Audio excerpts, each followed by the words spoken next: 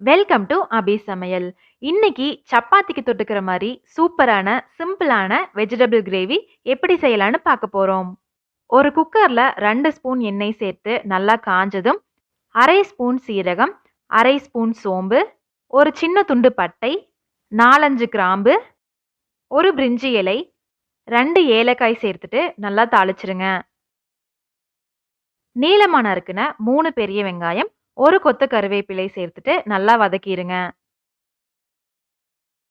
வெங்காயம் நல்லா பொன்னிறமா வதங்கினதும் 1 ஸ்பூன் இஞ்சி பூண்டு விழுது சேர்த்துருங்க. இதையும் நல்லா வதக்கிட்டு 2 தக்காளி பழத்தை பொடியா நறுக்கி சேர்த்துருங்க. தக்காளி நல்லா வதங்கினதும் 1 ஸ்பூன் மிளகாய்த்தூள், 1 ஸ்பூன் மல்லித்தூள், 1/4 ஸ்பூன் சீரகத்தூள், 1/4 ஸ்பூன் மிளகுத்தூள், 1/4 ஸ்பூன் மஞ்சள் தூள், தேவையான அளவு உப்பு சேர்த்துட்டு நல்லா கலந்து விட்டுருங்க.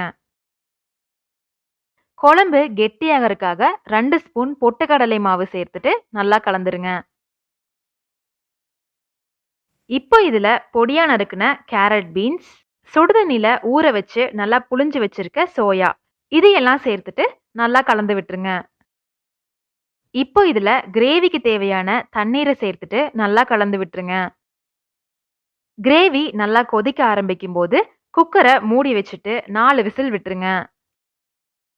இப்ப பாருங்க, காய்கறி எல்லாமே நல்லா வெந்திருக்கு.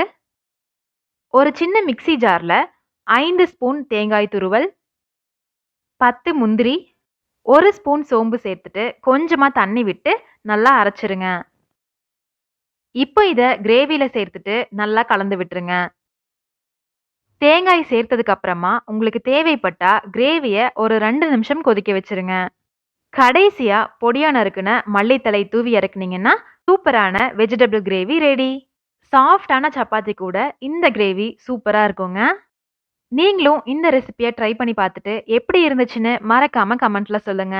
இந்த வீடியோ பிடிச்சிருந்தா லைக் பண்ணிட்டு உங்க ஃப்ரெண்ட்ஸுக்கும் ஷேர் பண்ணிருங்க.